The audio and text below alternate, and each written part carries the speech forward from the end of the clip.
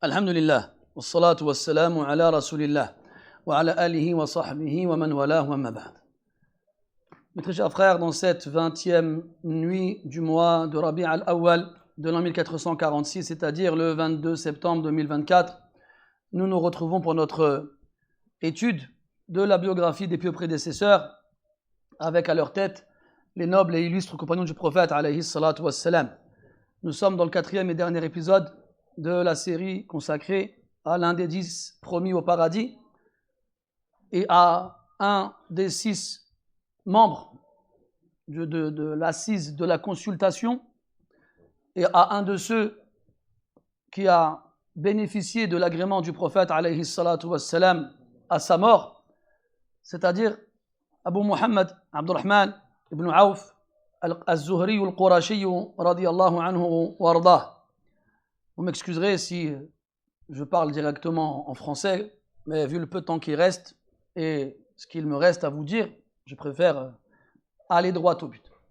On s'est arrêté la semaine dernière avec un texte qui nous disait que Abdurrahman ibn Auf radiyallahu anhu gérait quasiment à lui tout seul avec ses biens personnels la majorité des habitants de Médine et qu'il divisait cette gestion en 3 parties. On avait dit qu'il prêtait de l'argent à un tiers et qu'il remboursait les dettes à un tiers et qu'il conservait des liens avec le dernier tiers. Abdurrahman ibn Auf radiyallahu anhu avait donc énormément d'argent, comme on l'a dit et souligné en insistant. Et pourtant, At-Tabari, rahimahullah, il rapporte dans son tafsir, d'après Abu al-Hayyaj al-Asadi rahimahullah ta'ala, أنه قال: كنت أطوف بالبيت فرأيت رجلا يقول: اللهم قني شح نفسي لا يزيد على ذلك، فقلت له: يعني من أنت أو لماذا تقول هذا الدعاء؟ فقال: إني إذا وقيت شح نفسي لم أسرق ولم أزني ولم أفعل شيئا. وإذا الرجل عبد الرحمن بن عوف رضي الله عنه.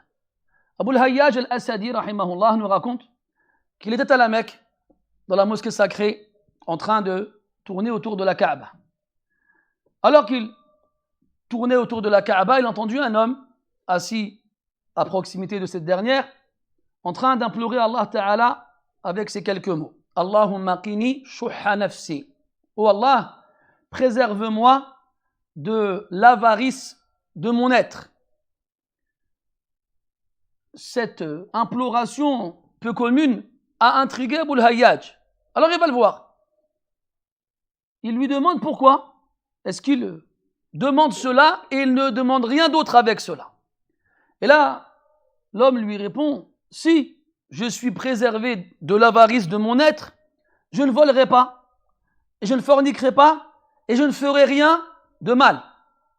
Et là, Abu al-Hayyaj, il observe un peu mieux et il constate qu'il s'agit de Abdurrahman ibn Auf, radiyallahu anhu, un homme qui a bénéficié de la demande du prophète alayhi salatu wassalam à son Seigneur de bénir ses biens et qui a joui d'une richesse immense. Un homme qui avait cette richesse dans le creux de sa main et non dans le fond de son cœur. Un homme qui dépensait sans hésiter et sans avoir peur. Et pourtant, il implore son Seigneur de le préserver de son avarice. Car Allah dit dans le Coran: وَمَنْ يُوقَ شُحَّ نَفْسِهِ فَأُولَٰئِكَ هُمُ الْمُفْلِحُونَ. Et Allah Ta'ala dit: وَأُحْضِرَتِ الْأَنفُسُ الشُّحَّ. Shuh, c'est le plus haut degré de l'avarice. On a le bukhl, on a le shuh. C'est le plus haut degré de l'avarice. Et c'est une caractéristique qu'on a tous en nous-mêmes. Tous. Et Allah Tabaraka wa Ta'ala préserve qui il veut parmi ses créatures de cette caractéristique-là. Et Abdurrahman ibn Auf radiyallahu anhu ne se reposait pas sur sa générosité et avait peur de cette avarice présente en lui comme elle est présente en chacun d'entre nous. Alors il implorait Allah Ta'ala avec ferveur au sein de sa demeure de le préserver de ce mal-là. وَاسْتَجَابَ اللَّهُ تَعَالَى دُعَاءَهُ. Et Allah Tabaraka wa Ta'ala a répondu à sa demande et lui a accordé ce qu'il souhaitait. روى الطبراني عن الزهري رحمه الله تعالى أنه قال تصدق عبد الرحمن بن عوف بشطر ماله على عهد رسول الله صلى الله عليه وسلم 4,000 ثم تصدق ب40,000 ثم تصدق ب40,000 دينار ثم حمل على 500 فرس في سبيل الله ثم حمل على 1,500 راحلة في سبيل الله وكان عامة ماله من التجارة. الزهري رحمه الله تعالى nous donne un aperçu approximatif de ce que Abdurrahman ibn Auf radiyallahu anhu a dépensé fi sabilillah. Du vivant du prophète alayhi salatu wassalam, comme on l'a vu précédemment, il a donné la moitié de sa fortune, qui était équivalente à l'époque à 4,000 dinars. Pour l'information, un dinar, on l'a dit, c'est une pièce d'argent qui pèse en moyenne 4,5 grammes. 4,5 grammes. Multiplie-le par 4,000. Ça, c'est en une fois. Ensuite, il a dépensé 40,000. Ensuite, il a dépensé 40,000 encore, pièces d'or. Ensuite, il a équipé 500 chevaux pour les envoyer fi sabilillah dans le sentier d'Allah. Ensuite, il a équipé 1,500 dromadaires. Encore une fois, qu'il a envoyé fi sabilillah. Et il nous dit, Zuhri rahimahullah, que l'essentiel de sa fortune provenait du commerce. Et nous, on a dit et répété, mes frères, que le commerce est une activité noble et bénie. Et que la plupart des riches compagnons étaient des commerçants. Et même si le prophète, alayhi salatu wassalam, dans certaines narrations, a proféré des menaces à l'égard des commerçants, comme il a dit, alayhi salatu wassalam, at-tujjar humul fujjar. Les commerçants sont les pervers, sauf ceux qui craignent et obéissent à Allah azza wa jal. Il a dit aussi, alayhi salatu wassalam, ni'mal malu salih lirrajuli salih. Quelle merveilleuse fortune bonne qui, lorsqu'elle appartient à un homme bon. Et Abdurrahman ibn Auf, radiyallahu anhu, sans aucun doute, faisait partie de ces gens-là. Et Abdurrahman ibn Auf, radiyallahu anhu, on a vu aussi la semaine dernière que parmi les nombreuses aumônes qu'il a fait, annahu a'taqa 30,000 abdan ou abdin. On a vu ensemble qu'il a affranchi pas moins de 30,000 esclaves. ومع هذا كما ذكر الذهبي رحمه الله في السير كان إذا جلس بين عبيده قبل أن يعتقهم كان لا يعرف بينهم. Il a été rapporté, avant qu'il ne libère ses esclaves, que lorsqu'il s'asseyait parmi eux, on ne pouvait pas le reconnaître. On ne pouvait pas le distinguer. Il ne portait pas une couronne, ni de vêtements luxueux. Il n'était pas sur un trône ou sur un divan confortable. Il était assis par terre avec eux, à manger avec eux la même chose qu'eux, et limite il était habillé comme eux, au point où si quelqu'un rentrait parmi eux, il était incapable de savoir qui était Abdurrahman ibn Auf, radiyallahu anhu, parmi tous ces gens-là. ومن عجيب ما يذكر عنه رضي الله عنه ما رواه الدراقطني رحمه الله عن حنظلة بن أبي سفيان الجمحي عن أمه أنها قالت كانت أخت عبد الرحمن بن عوف تحت بلال. Et parmi les informations étonnantes qu'on trouve dans la biographie de Abdurrahman ibn Auf radiyallahu anhu, comme le rapporte Daraqutni, c'est que sa sœur était mariée à Bilal ibn Rabah radiyallahu anhu. Alors peut-être que ça peut ne pas vous paraître si exceptionnel que ça, mais remettez-vous dans le contexte. Abdurrahman est un Qurashi. C'est un Quraish, un Qurashi, je ne sais pas comment dire en français, t'as compris. Et il fait donc partie des plus nobles chez les Arabes. Et à l'époque, ça n'existait pas, les mariages mixtes. Et encore moins avec des tribus nobles chez les Arabes et des esclaves affranchis. Même s'il n'est plus un esclave, il n'est pas un Arabe. Et Abdurrahman ibn Auf radiallahu anhu a, malgré le mode de vie et la société de l'époque, il a marié sa sœur à Bilal radiallahu anhu, car tous les compagnons du prophète alayhi salatu wassalam étaient d'accord pour reconnaître la noblesse de Bilal, une noblesse qu'il a obtenue par le biais de sa piété, pas par le biais de son origine, ni par le biais de sa tribu ou de sa famille ou de sa fortune. Comme il disait Omar ibn al-Khattab radiallahu anhu, Inna Aba Bakrin sayyidana a'taqa Bilalan sayyidana. Il n'a pas fait de différence entre Abu Bakr et Bilal en les appelant tous les deux des maîtres. Abu Bakr, notre maître, a libéré Bilal, notre maître.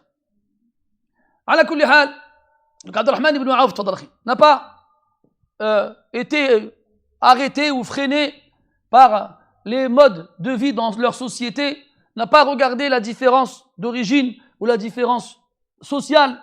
Il a vu un homme pieux, un homme qui aimait le prophète alayhi salatu wassalam, et un homme dont les exploits sont tellement nombreux que n'importe quel musulman normalement constitué n'hésiterait jamais à marier sa fille ou sa sœur à Bilal.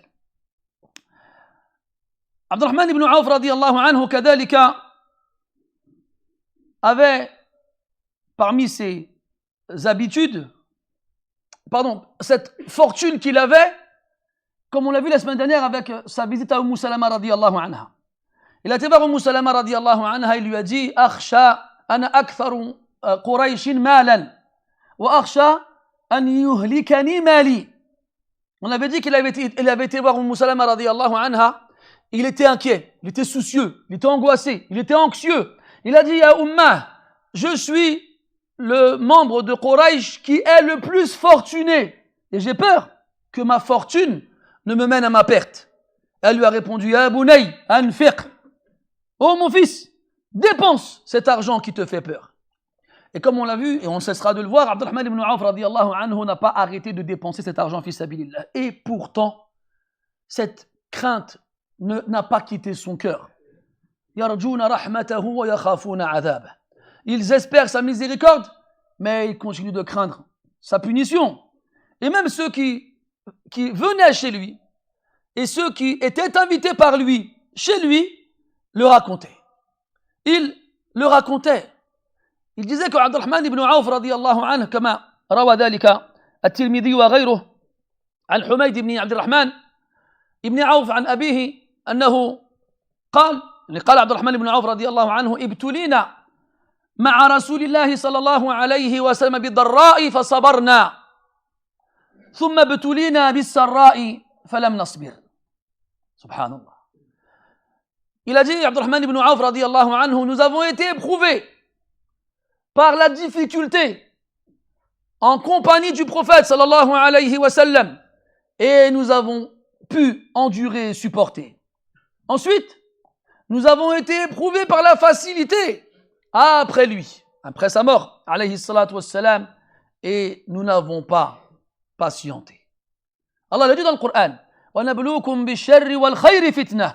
Nous vous éprouverons par le mal et par le bien.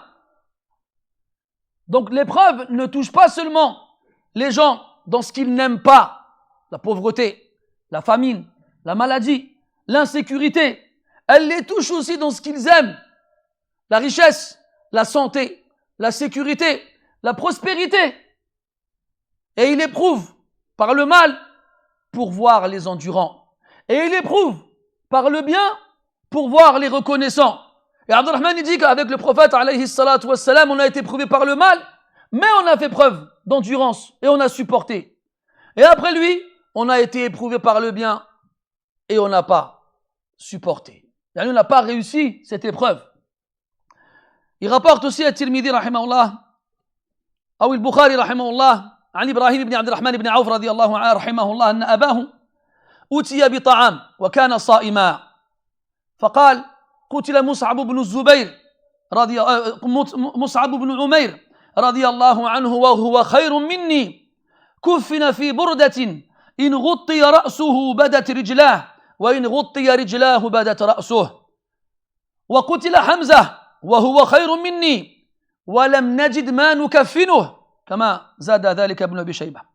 ثم بسط لنا من الدنيا ما بسط أو قال أعطينا من الدنيا ما أعطينا وقد خشينا أن تكون حسناتنا عجلت لنا ثم جعل يبكي حتى ترك الطعام قال شعبة وأظنه قام ولم يأكل. Le fils de Abdurrahman ibn Auf, comme le rapporte al-Bukhari, nous dit qu'un jour son père jeûnait. Et au coucher du soleil, à la fin de la journée, on lui a apporté à manger pour qu'il rompt son jeûne. Une fois la nourriture posée devant lui, il a observé un temps de réflexion. Et il s'est rappelé de ses anciens compagnons qui sont morts longtemps avant lui. Il a pensé à Mus'ab ibn Umayr, radiyallahu anhu. Et il a dit, Mus'ab ibn Umayr fut tué alors qu'il était meilleur que moi. Et on n'a trouvé qu'une simple couverture pour qu'elle lui fasse office de linceul. Une couverture tellement petite que si on lui couvrait la tête, ses pieds étaient découverts. Et si on lui couvrait les pieds, sa tête était découverte.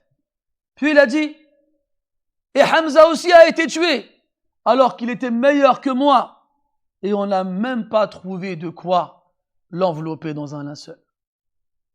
Puis, il dit, après cela, ce bas monde nous a été ouvert entièrement. Et on nous a donné de ce bas monde ce qui nous a été donné. Et je crains que nos bonnes actions nous aient été récompensées en avance. Je crains que nos bonnes actions nous aient été données en récompense en avance. Et qu'on ne sera pas récompensé par la suite dans l'au-delà. Puis il s'est arrêté, il s'est mis à pleurer, et à pleurer, et à pleurer. Et il n'a même pas mangé, alors qu'il avait passé la journée à jeûner. Shu'ba, un des rapporteurs, il rajoute qu'après cela, il s'est levé, il est parti sans toucher à la nourriture. Et une autre fois, comme le rapporte Al-Bazzar, عن نوفل بن إياس الهذلي قال كان عبد الرحمن بن عوف رضي الله عنه لنا جليسا ونعم الجليس فانقلب بنا ذات يوم إلى منزله فدخل فاغتسل ثم خرج فأتانا بقصعة فيها خبز ولحم ثم بكى فقلنا ما يبكيك يا أبا محمد قال مات رسول الله صلى الله عليه وسلم ولم يشبع هو وأهله من خبز الشعير ولا أرانا أخرنا لما هو خير لنا. Nawfal, Ibn Iyas al-Hudali, rahimahullah ta'ala, rapporte que Abdurrahman ibn Auf, radiyallahu anhu, s'asseyait avec nous. Et quel merveilleux compagnon durant nos assises. Un jour, il nous a amenés chez lui. Il s'est lavé, puis il est sorti à notre rencontre avec un énorme plat dans lequel se trouvait du pain et de la viande. Puis il s'est assis avec eux. Et il se met à pleurer. Alors ses invités, intrigués, l'interrogent. Pourquoi pleures-tu, ô Abu Muhammad? Et là il leur répond, le prophète sallallahu alayhi wa sallam est mort, sans que lui et les membres de sa famille n'aient pu se rassasier du pain d'orge. Et moi, je pense que si on est resté après lui aussi longtemps, ce n'est pas pour une chose bonne. Ils avaient peur. Ils avaient peur, mes frères. Wallah, que ce qui nous fait peur, nous, c'est totalement l'inverse. Nous, on a peur de quoi, nous? De la pauvreté. On a peur du manque. On a peur du besoin. Eux, ils avaient peur de la richesse. Ils avaient peur de la prospérité. Ils avaient peur de l'opulence. Ils en avaient peur, ils la craignaient. Regardez les peurs, comment elles sont. Et comparons-les. Et pourtant, cette personne-là passait son temps à la dépenser, cet argent, à le dépenser, pardon. Passait son temps à offrir et à donner des aumônes et à libérer des esclaves et à financer les gens dans le besoin et à rembourser leurs dettes. Et on verra encore par la suite ce qu'il faisait encore. Qu'est-ce qu'on fait, nous, billah alaykoum? Qu'est-ce qu'on fait? Combien de gens ils viennent nous voir, ils nous posent toujours des questions en rapport avec l'argent. Toujours. Est-ce que la zakat ci? Est-ce que la zakat ça? Il y en a même un jour, il a osé me poser la question. Je paye mes impôts. Est-ce que ça me dispense de payer la zakat? Subhanallah. À ce point-là. À ce point-là, cet argent-là, on y tient autant. À ce point-là, cet argent-là, on n'arrive pas à s'en séparer. À ce point-là, cet argent-là, il s'est installé dans nos cœurs jusqu'à prendre toute la place. وصدق الله تعالى إذ يقول وتحبون المال حبا جاما. Et vous aimez l'amour d'un amour, les biens d'un amour intense. D'un amour intense. Eux, ils avaient peur des biens à une hauteur proportionnelle à l'amour que nous, on a envers ces biens-là. وَإِنَّهُ لِحُبِّ الْخَيْرِ لَشَدِيدٌ. Cet amour qu'on a envers les biens matériels, qu'est-ce qu'il est intense, qu'est-ce qu'il est fort. Et combien ils ont dit, Inch'Allah, j'aurai, je donnerai. Et Allah, il leur a donné, et ils n'ont rien donné. Et Allah, il a parlé, ces gens-là dans le Coran. وَمِنْهُمْ مَنْ عَاهَدَ اللَّهِ لَإِنْ آتَانَا مِنْ فَضْلِهِ لَنَصَّدَّقَنَّ وَلَنَكُونَنَّ مِنَ الصَّالِحِينَ فَلَمَّا آتَاهُمْ مِنْ فَضْلِهِ بَخِلُوا بِهِ وَتَوَلَّوْا وَهُمْ مُعْرِضُونَ فأعقبهم نفاقا في قلوبهم إلى يوم يلقونه بما أخلفوا الله ما وعدوه وبما كانوا يكذبون. Et parmi eux, il y en a qui promettent à Allah, Ya Allah, si jamais tu nous donnes de ta grâce, nous ferons certainement l'aumône et nous ferons partie des vertueux. Et quand Allah leur donne de sa grâce, ils font preuve d'avarice et se détournent sans se retourner. Alors, Allah Ta'ala a fait suivre cette avarice-là par une hypocrisie. Car ils ont trahi leurs promesses et parce qu'ils ont menti. Combien ont fait ce genre de promesses-là? Mais combien les ont tenues? Et la promesse faite envers Allah Ta'ala, c'est pas comme une promesse faite envers quelqu'un d'autre. وَأَوْفُوا بِعَهْدِ اللَّهِ إِذَا عَاهَدتُّمْ وَلَا تَنْقُضُوا الْأَيْمَانَ بَعْدَ تَوْكِيدِهَا وَقَدْ جَعَلْتُمُ اللَّهَ عَلَيْكُمْ كَفِيلًا وَأَوْفُوا بِالْعَهْدِ إِنَّ الْعَهْدَ كَانَ مَسْئُولًا. Remplissez vos engagements pris envers Allah et ne les annulez pas après avoir pris Allah comme garant sur ces engagements-là. Par Allah, tu parles à Allah, tu t'adresses à Allah, tu dis Ya Allah, par toi, je jure par toi que si tu me donnes, je donnerai moi aussi. Alors Allah, il te donne. Lui, il remplit sa part du contrat, il tient sa promesse. Mais est-ce que toi, tu le fais? Et après, notre vie, elle continue. Et on dit, t'as vu, malheureusement, j'ai des projets. Combien ils nous disent j'ai des projets en cours, j'ai mis de l'argent de côté pour la maison, je dois faire un voyage. Est-ce que j'ai le droit de laisser le hajj à plus tard? Ou bien est-ce que je peux laisser la... C'est quoi ces questions, en fait, là? T'es en train de négocier avec qui, en fait, là? C'est quoi ton but? C'est d'avoir une dérogation, une excuse, une permission exceptionnelle pour ne pas payer la zakat alors que tu vis dans la fortune et la richesse et l'opulence? T'as pas honte? Est-ce que tu n'as pas honte de chercher des excuses alors que tu as? Eh mes frères, souvenez-vous Abdurrahman ibn Auf radiyallahu anhu, quand Aïcha radiyallahu anha lui a dit que le prophète a dit alayhi salatu wassalam qu'il rentrerait au paradis en rampant. Il a dit wallahi que si je peux y rentrer debout, j'y rentrerai debout. Et c'est à partir de là qu'il a ouvert les vannes entièrement et qu'il a laissé toute sa fortune pleuvoir sur les gens autour de lui. Qui t'a dit toi que tu allais rentrer au paradis en rampant, toi? Qui t'a dit toi que tu allais rentrer au paradis aslan? Personne. Donc tu dois faire tes preuves et tu dois la mériter, cette entrée au paradis. Et Allah, il t'a donné tous les moyens entre tes mains pour que tu puisses y arriver. Mais est-ce que tu es à la hauteur? Abdurrahman ibn Auf radiyallahu anhu n'était pas seulement un homme extrêmement généreux, n'était pas seulement un homme modeste, simple, n'était pas seulement un homme qui avait peur de ce bas monde comme nous on a peur de la pauvreté. C'était aussi un homme qui était assidu dans ses adorations.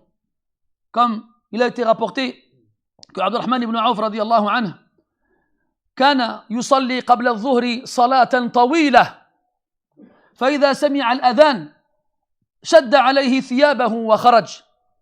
Il a été rapporté que Abdurrahman ibn Auf tous les jours priait avant la prière de Dhuhr une longue prière.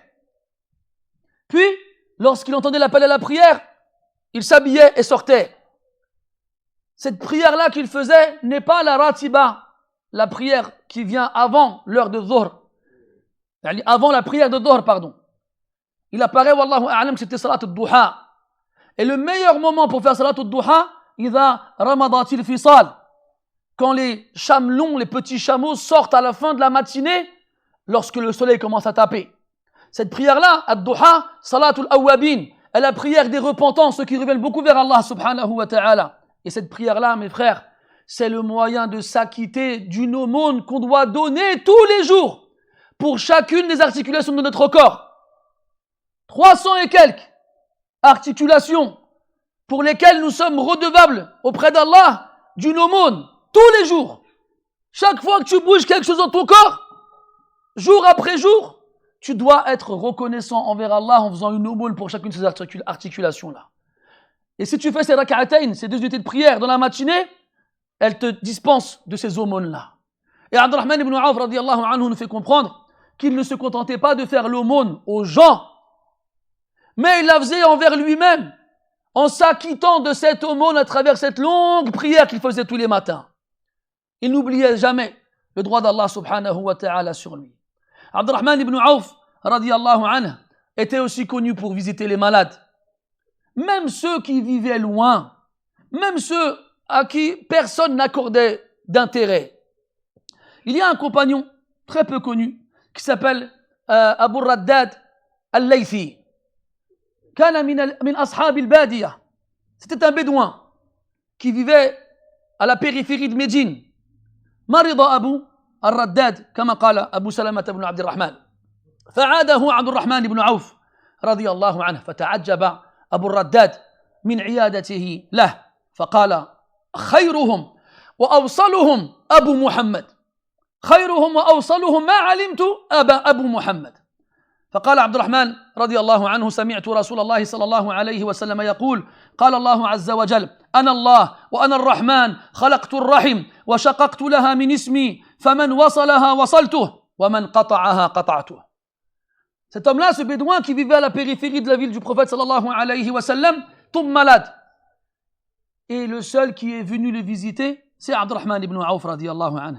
Quand Abu Raddad il le voit à son chevet, il dit je ne connais personne de meilleur et qui consolide les liens de parenté plus que toi, Aba Muhammad.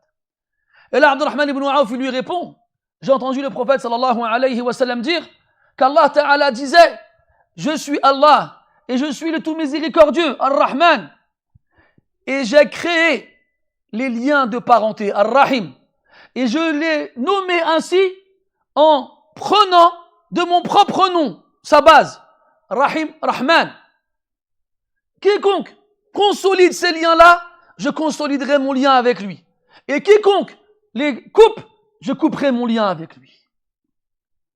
Et il a aussi été rapporté, comme le dit Al-Zahabi dans Siyar et d'autres, d'après Saïd ibn al-Musayyab rahimahullah ta'ala, أنه كان بين عبد الرحمن بن عوف ورجل آخر تباعد فمرض الرجل فخرج عبد الرحمن بن عوف رضي الله عنه إلى عيادته فلما دخل عليه ورآه الرجل قال والله يا أخي أنت خير مني فقال له عبد الرحمن لا تقل ذلك فقال له بلى والله أنت خير مني لأنك لو مرضت ما عدتك.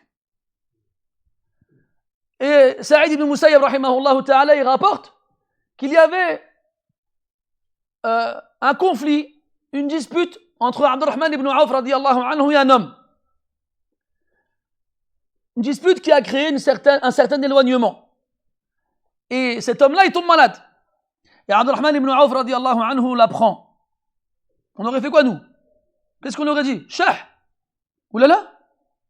Qu'est-ce qu'on aurait dit billah alaykoum? Qu'est-ce qu'on aurait fait? Et au minimum, on n'aurait rien dit. Mais est-ce qu'on aurait pensé aller le voir? Eh bien, Abdurrahman ibn Awf radiyallahu anhu, il va le voir. Il va le visiter. Parce que le malade, il a un droit sur nous. C'est qu'on le visite.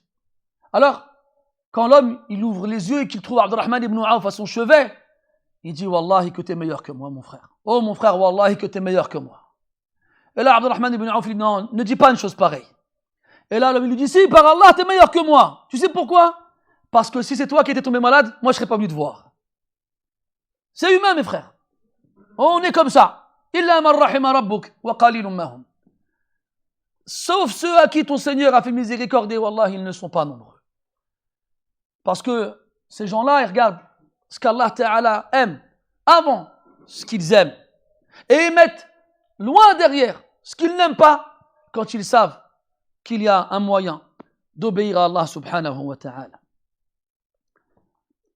Puis, Abdurrahman ibn Auf radiallahu anhu arrive à la fin de sa vie. Et avant de mourir, il tombe malade. Et en tombant malade, il s'évanouit et fait un dernier rêve. Un rêve extraordinaire. روى الحاكم وغيره عن إبراهيم بن عبد الرحمن بن عوف أنه غشي على عبد الرحمن بن عوف في وجعه غشية أو غشي على عبد الرحمن بن عوف في وجعه غشية فظنوا أنه أو أنها قد فاضت نفسه فيها حتى قاموا من عنده وجللوه ثوبا وخرجت أم كلثوم بنت عقبة امرأته إلى المسجد تستعين فيما أمرت به من الصبر والصلاة فلبثوا ساعة وهو في غشية ثم أفاق فكان أول ما تكلم به أن كبر فكبر أهل البيت ومن يليهم ثم قال لهم غشي علي آنفا فقالوا نعم فقال صدقتم فقال إنه انطلق بي في غشيتي رجلان أحدهما فيه شدة وفظاظة فقال انطلق نحاكمك إلى العزيز العليم فقال أرجعاه فإنه من الذين كتب الله لهم السعادة والمغفرة في بطون أمهاتهم وأنه سيتمتع به بنوه إلى ما شاء الله فعاش بعد ذلك شهرا ثم توفي رضي الله عنه. Le fils de Abdurrahman ibn Auf radiallahu anhu nous raconte que Abdurrahman ibn Auf radiallahu anhu a été pris d'un malaise lors de la maladie qui a précédé sa mort. Un malaise qui l'a fait s'évanouir. Et ses proches ont pensé qu'il venait de mourir. Alors, ils le recouvrèrent d'un voile et son épouse Umm Kulthum bint Uqbah, qu'est-ce qu'elle fait? Hajib. Kama yuqal at-tuyur ala ashkaliha taqa. Les oiseaux de la même nature se posent sur les mêmes branches. Qu'est-ce qu'elle fait son épouse? Elle se tire les cheveux, elle hurle, elle déchire ses vêtements. Kalla wa alfu kalla. Innahunna sahabiyatu rasulillah wa khayru nisa'i dunya. Vous pensez qu'elle ferait une chose pareille? Jamais. Là, on parle des compagnes du messager d'Allah, ces femmes qui l'ont accompagné et ainsi devinrent les meilleures femmes de l'humanité. Qu'est-ce qu'elle fait? Elle sort. Elle se rend à la mosquée pour y faire ce qui lui a été ordonné dans cette circonstance-là. Rechercher l'aide à travers l'endurance et la prière. Allah dit dans le Coran, Ya ayyuhalladhina amanu sta'inu bis-sabri was-salah, inna Allaha ma'as sabirin. Ô vous qui avez cru, recherchez l'aide d'Allah à travers la prière et l'endurance, car certes, Allah est avec ceux qui patientent. Elle est à la mosquée, à attendre là-bas, en implorant Allah Ta'ala dans la prière et en supportant et en patientant face à cette douloureuse épreuve. Ils sont restés ainsi un certain temps, jusqu'à ce que Abdurrahman ibn Auf radiallahu anhu se réveille. Et la première chose que Abdurrahman ibn Auf dit en se réveillant, c'est Allahu Akbar. Et quand la famille a entendu son takbir, ils ont tous dit en même temps Allahu Akbar. Et quand les voisins ont entendu le takbir de la famille, ils ont eux aussi tous crié Allahu Akbar.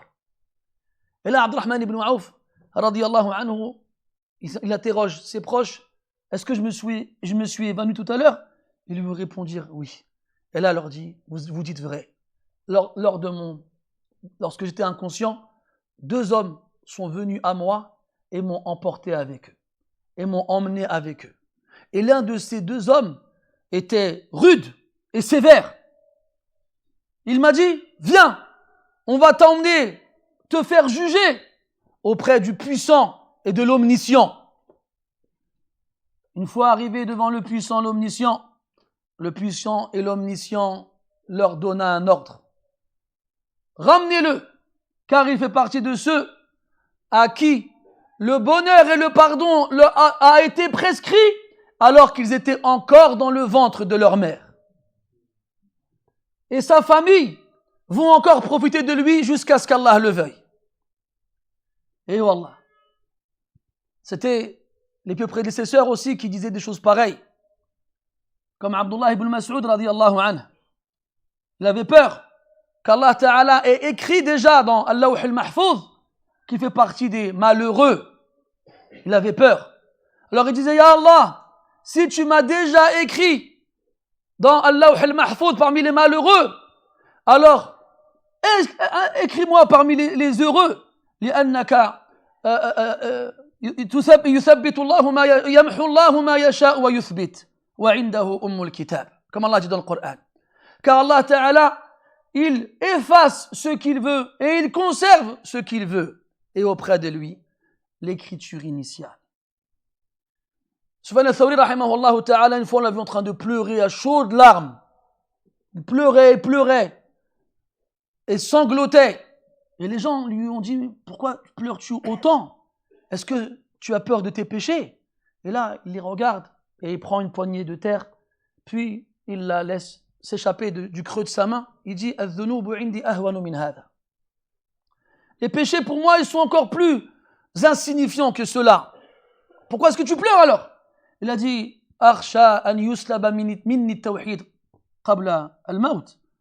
j'ai peur qu'on retire de moi mon monothéisme avant de mourir.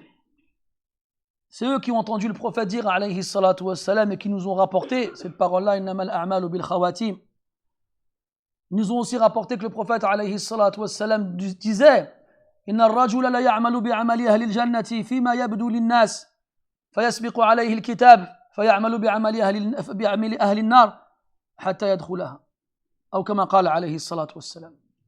Il y a des gens qui accomplissent les actions des gens du paradis dans ce qui est visible aux yeux des autres. Puis, sa destinée le rattrape. Alors, il accomplit des actions des gens de l'enfer et il y entre. Donc, ne te repose jamais sur tes acquis, mon cher frère. Oui, alhamdulillah, tu es musulman. Oui, alhamdulillah, tu pries. Oui, alhamdulillah, tu vas à la mosquée. Oui, alhamdulillah, tu es connu dans le bien. Oui, alhamdulillah, tu as des bonnes fréquentations. Oui, alhamdulillah, tu as fait tes obligations. Tu as fait ton ramadan et peut-être que tu étais éligible à la zakat et que tu t'en es acquitté et peut-être même que tu as fait ton pèlerinage. Mais tant que ton cœur il bat dans ta poitrine, le diable est à tes côtés car il a juré qu'il ne cesserait de t'attaquer tant qu'il ne t'aura pas ramené avec lui dans les abîmes de l'enfer. Comme il a été rapporté, quand Allah il a banni et maudit le diable lui a juré en lui disant wa izzatika wa jalalika la ughwiyannahum ma damat arwahuhum fi ajsadihim. Par ta puissance et ta majesté, je ne cesserai de les égarer tant que leurs âmes seront dans leur corps. Et là Allah Ta'ala lui a répondu wa izzati wa jalali la aghfiranna lahum ma damu yastaghfirunani. Par ma puissance et ma majesté, je ne cesserai de leur pardonner tant qu'ils imploreront mon pardon. Et il y a des gens, mes frères, Allah Ta'ala, il l'a écrit dans leur registre, dans leur destinée, qu'ils bénéficieront du pardon et du bonheur, alors qu'ils étaient encore dans le ventre de leur mère. Et il y en a forcément parmi nous. جعل الله هذه الوجوه الطيبة كلها من أصحاب المغفرة والسعادة. Qu'Allah Ta'ala fasse que tous ces merveilleux visages fassent partie de ceux à qui Allah a inscrit le bonheur et la miséricorde et le pardon alors qu'ils étaient dans le ventre de leur mère. Donc on a dit, après qu'il se soit réveillé, donc la dernière chose qu'il a entendue de ce rêve, c'est qu'il allait rester parmi les siens encore un peu, jusqu'à ce qu'Allah Ta'ala décide de le reprendre. Et après ce réveil, alors qu'on pensait qu'il allait mourir, il est resté un mois avec sa famille, et un mois plus tard il est mort. Radiyallahu anhu warda.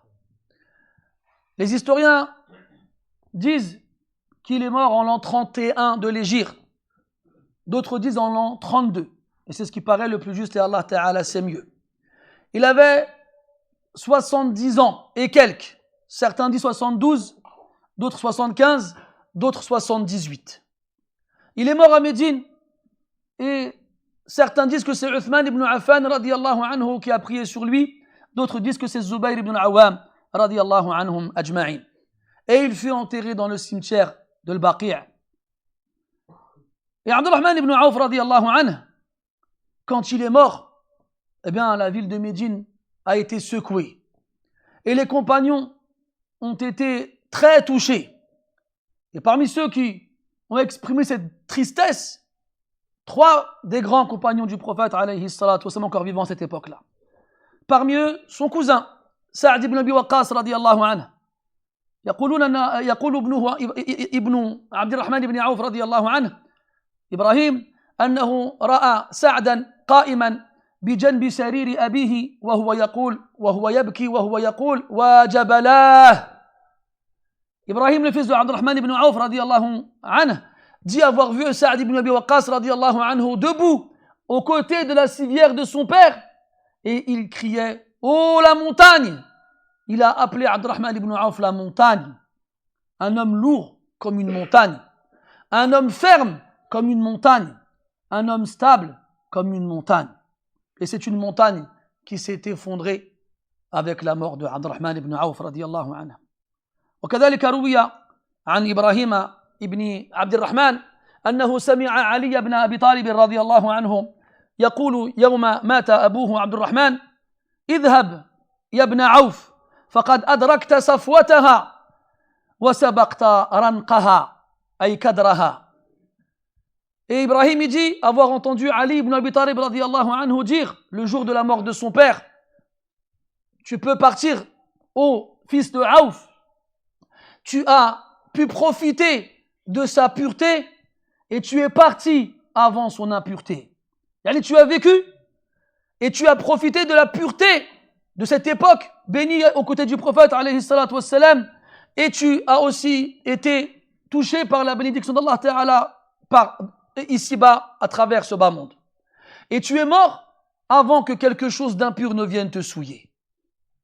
Et aussi, Amr ibn al-As radiyallahu anhu a fait les éloges funèbres de Abdurrahman ibn Auf en s'adressant à lui en disant idhab ya ibn Auf bi bitnatik lam yataghadrad minha shay. Pars, et là c'est une image qu'il donne à Amr ibn al-As radiyallahu anhu. Il dit pars avec ta bedaine, rien n'a diminué de cette dernière. Quand il parle de la bedaine, c'est une image vis-à-vis de sa religion. Il lui dit à Abdurrahman ibn Auf, tu peux partir avec une religion complète qui n'a été diminuée en rien. Ce bas monde n'a pas eu d'impact sur toi. Ta foi est restée complète. Tu n'as pas été perverti ou influencé. Tu n'as pas tourné ou changé. Tu es resté le même. Comme, souvenez-vous, on avait dit que le prophète alayhi salatu wassalam a reçu de l'argent et il avait vu un groupe de personnes dans lequel se trouvait Abdurrahman ibn Auf et il a partagé cet argent-là entre les membres de ce groupe et il n'a rien donné à Abdurrahman ibn Auf radiyallahu anhu. Abdurrahman ibn Auf il part en pleurant, pas parce qu'il n'a pas reçu d'argent, mais parce qu'il a peur que le prophète alayhi salatu wassalam lui en veut pour quelque chose qu'il ignore. Et là il croise Omar. Omar lui dit pourquoi tu pleures? Et là Abdurrahman il lui raconte. Et là Omar il va dire au prophète sallallahu alayhi wa sallam ce que Abdurrahman lui a dit. Et là le prophète lui répond wakaltuhu ila imanihi. Abdurrahman ibn Auf, il n'a pas besoin d'argent. Il a la foi. Elle lui suffit. Lui, je l'ai laissé à sa foi. Pas besoin d'argent. Et c'est ainsi que Abdurrahman ibn Auf, radiyallahu anhu, quitte ce bas monde. Abdurrahman ibn Auf, radiyallahu anhu, comme on l'a dit, a laissé une fortune immense. Parmi les quelques ulama qui en ont parlé, on a Ibn al-Athir et al-Zahabi, Ibn Hajar et d'autres. يقولون خلف عبد الرحمن بن عوف رضي الله عنه مالا عظيما من ذلك ذهب قطع بالفؤوس حتى مجلت أيدي الرجال منه وترك 1000 بعير و100 فرس و3000 شاة ترعى بالبقيع وكان يزرع بالجرف على 20 ناضحا. Ils nous disent que Abdurrahman ibn Auf radiyallahu anhu a laissé derrière lui une fortune colossale. Il a laissé des morceaux d'or qu'on devait casser avec des haches, quitte à abîmer les mains des hommes qui étaient occupés de partager cet or-là. Abdurrahman ibn Auf radiyallahu anhu a laissé 1000 bœufs et 100 chevaux et 3000 agneaux qui, comment on dit, paître, 3000 agneaux qui prenaient leur subsistance dans les pâturages de l'Baqi', Sakin Teslam. Hein? Ibn Hajar, il a dit, rahimahullah ta'ala, qu'il a aussi laissé 30 dromadaires spécialement utilisés pour irriguer et arroser ses champs. Al-Nadih, c'est la bête qu'on utilise pour irriguer les champs. Imagine-toi la superficie d'un champ pour lequel on a besoin de 30 dromadaires pour l'arroser. C'est combien d'hectares ça, mes frères? Combien? Mais ce n'est pas tout. Abdurrahman ibn Auf, radiyallahu anhu, comme cela est évident, donc a laissé un héritage. Et de cet héritage-là, on a la partie réservée à ses épouses. Et si j'arrive à retrouver où est-ce que je l'ai écrit, Inch'Allah, je vous dirai ce qu'il a laissé. On en avait déjà parlé la dernière fois d'ailleurs, de cela. Comme quoi il est mort, il a laissé 4 épouses, 20 fils et 8 filles. Et chacune de ses épouses ont eu comme part de l'héritage 80 000 dinars. Souviens-toi, un dinar c'est 4 grammes. Je ne suis pas fort en maths, mais j'en suis sûr que toi tu l'es. Je te laisse faire le calcul. Ça, c'est 1/8 qu'elles ont partagé en 4. 1/8 qu'elles ont partagé en 4. Donc ça c'est le quart d'1/8. 80 000 dinars. Mais Abdurrahman ibn Auf radiyallahu anhu, comme le faisaient les Sahaba radiyallahu anhum, et même les musulmans jusqu'à il n'y a pas longtemps, eh bien, ils faisaient des wasaya. La wasaya, mes frères, c'est ce qu'on appelle en français le testament. En vrai, c'est ce qu'on appellerait des recommandations post-mortem. Yani, c'est des ordres qu'on donne aux proches vis-à-vis d'une partie de nos biens qu'on va laisser, qui sera demandé à être donné après la mort. Parce que les Sahaba radiyallahu anhum, ils ont peur qu'après leur mort, leur compteur de bonnes actions s'arrête de tourner.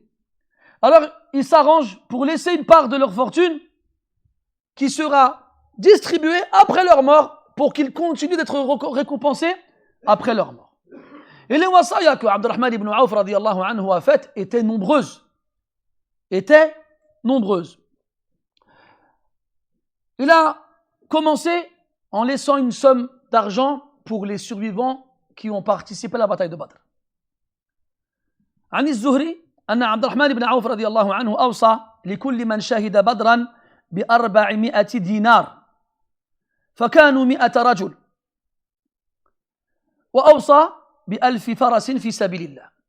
Premièrement, Abd al-Rahman ibn Auf radiyallahu anhu a laissé 400 dinars pour chacun des survivants qui ont participé à la bataille de Badr. Et à sa mort, ils étaient 100. Donc ils ont tous eu 400 dinars. Et il a aussi demandé à ce qu'on prenne de sa fortune de l'argent pour acheter 1000 chevaux qui seront dédiés à la cause pour Allah, d'Allah subhanahu wa ta'ala. كذلك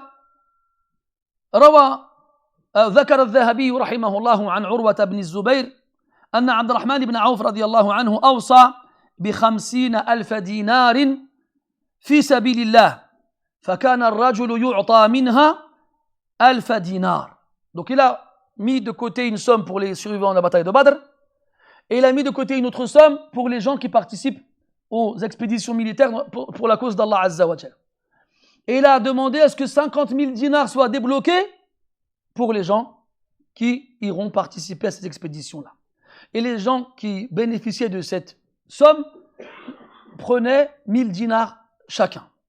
On a vu aussi, la semaine dernière, que Abdurrahman ibn Auf, radiyallahu anhu, quand il a appris que le prophète avait dit à ses épouses, alayhi salatu wassalam, que celui qui s'occupera de vous après moi fera partie des sabiroun ash-shakirun, des endurants reconnaissants.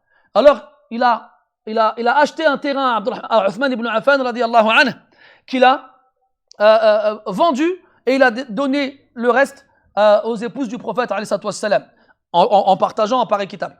Et c'est là que Aïcha radiyallahu anha a fait dua pour lui en disant Saqaq Allahu min salsabilil jannah. Et il ne s'est pas arrêté là. Il a aussi laissé quelque chose pour elle après sa mort. Car il a été rapporté, d'après Abu Huraira radiyallahu anhu, que le prophète aurait dit alayhi salatu wassalam Khiyarukum li ahli, khiyarukum li nisa'i. Il a été rapporté que le prophète aurait dit alayhi salatu wassalam que les meilleurs d'entre vous seront les meilleurs avec mes femmes.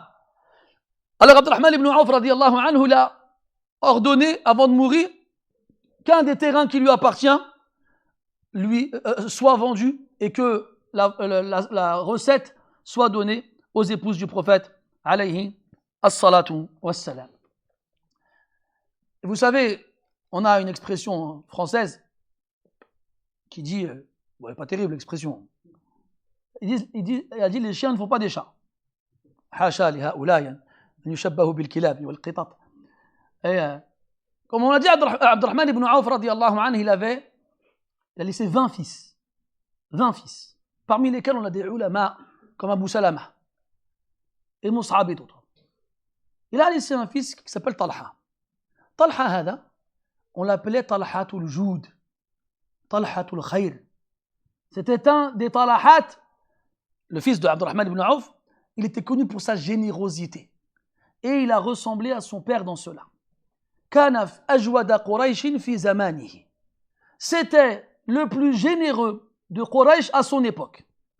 Il a aussi été juge durant sa vie.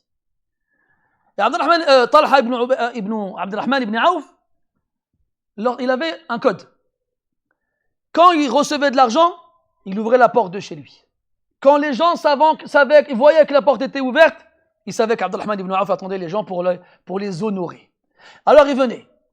Et quand il avait tout donné et qu'il ne restait plus rien, il fermait la porte. Et sa femme, elle n'a pas compris le code. Parce qu'il ne lui a pas expliqué. Il ne faut pas tout dire à madame. Il faut laisser un peu de mystère. Sinon, c'est chaud. Ala kulli hal, elle lui dit quoi un jour où c'était difficile, elle lui dit Wallah, il n'y a pas pire que tes amis. Ma ra'aytu qawman ashadda lu'man min ashabik. J'ai pas vu des gens pires que tes compagnons. Et lui, il dit pourquoi? Il dit, elle lui répond Innahum yalzamunaka idha ra'awka istaghnayt aw igtanayt wa yatrukunaka idha ra'awka iftaqart. Elle lui dit parce que quand ils savent que tu as de l'argent, ils viennent. Et dès que tu n'as plus rien, ils disparaissent. Mais il y avait le code. Donc eux, ils n'ont pas fait ça exprès. C'était le code que lui, il avait imposé. Mais elle ne connaissait pas ça. Elle voyait la maison remplie quand l'argent y venait. Et quand il n'y avait plus rien, il n'y avait plus personne. Donc elle a mal pensé, entre guillemets, de ceux qui venaient chez Talha ibn Abdurrahman, rahimahullah. Et là, regardez la réponse qu'il lui donne. Wallahi huwa kama yuqal ashbahu bi abihi min at-tamrati bit-tamra wa min al-qatrati bil-qatra wa min al-baydati bil-bayda. En gros, il ressemble à son père comme deux gouttes d'eau, dans cette caractéristique-là, bien entendu. Il dit Wallahi hadha min karami akhlaqihim ya'tunana fi hali qudratina ala ikramihim wa yatrukunana fi hali ajzina an al-qiyam bi haqqihim. Et là, il lui dit non, par Allah, qu'ils se comportent ainsi parce qu'ils ont des nobles caractères. Ils viennent nous voir quand ils savent qu'on est capable de leur faire honneur. Et quand ils savent qu'on n'en est pas capable, alors ils ne viennent pas nous voir. Donc s'ils s'absentent durant cette période, c'est pour ne pas nous mettre dans la gêne.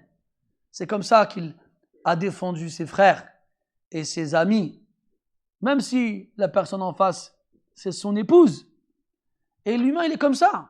Il a tendance à penser le mal, même s'il peut avoir des éléments qui pourraient lui donner raison, en apparence. ولكن يقول النبي صلى الله عليه وسلم اتقوا الظن فإن الظن أكذب الحديث ويقول الله تبارك وتعالى اجتنبوا كثيرا من الظن إن بعض الظن إثم. Craignez les soupçons car ce sont les plus mensongers des paroles, les plus mensongères des paroles. Et Allah Ta'ala dit éloignez-vous des soupçons car la plupart des soupçons sont des péchés. C'est ainsi que Abdurrahman ibn Auf radiyallahu anhu nous a quitté ce bas monde pour rejoindre le prophète alayhi salatu wassalam ainsi que ses compagnons radiyallahu anhum ajma'in, mais il a laissé derrière lui énormément de récits, énormément d'exploits qui nous laissent admiratifs, qui nous ont rempli la poitrine d'amour envers lui et je l'espère de motivation pour essayer de faire comme lui. Et on se souvient, mes frères, que le but de ces assises n'est pas de passer une bonne soirée à la mosquée à entendre de belles histoires, mais c'est d'en faire des moyens de se réformer et d'avoir devant nous des gens à qui se comparer et des gens à qui on doit essayer de ressembler. يقول الشاعر تشبهوا إن لم تكونوا مثلهم إن التشبه بالكرام فلاح. Cherchez à leur ressembler si vous ne pouvez pas être comme eux, car le simple fait de ressembler aux nobles est en soi-même une victoire. نسأل الله تبارك وتعالى أن يرضى عن عبد الرحمن بن عوف وأن يرضى عن جميع أصحاب رسول الله ونسأله عز وجل أن يجمعنا معهم ومع النبيين والصديقين والشهداء والصالحين وحسن أولئك رفيقا. اللهم إنا نشهدك أننا نحبهم ونحب من يحبهم فاجمعنا معهم في دار كرامتك ومستقر رحمتك يا أكرم الأكرمين. اللهم إنا نترضى عنهم فارض عنا معهم يا أكرم الأكرمين. اللهم أعنا على ذكرك وشكرك وحسن عبادتك واجعل حولنا الصالحين واجعل معنا الصالحين واجعلنا من الصالحين يا رب العالمين يا ولي الصالحين. سبحانك اللهم وبحمدك نشهد أن لا إله إلا أنت نستغفرك ونتوب إليك وصلى الله على نبينا محمد وعلى آله وصحبه وسلم والحمد لله رب العالمين وبارك الله فيكم.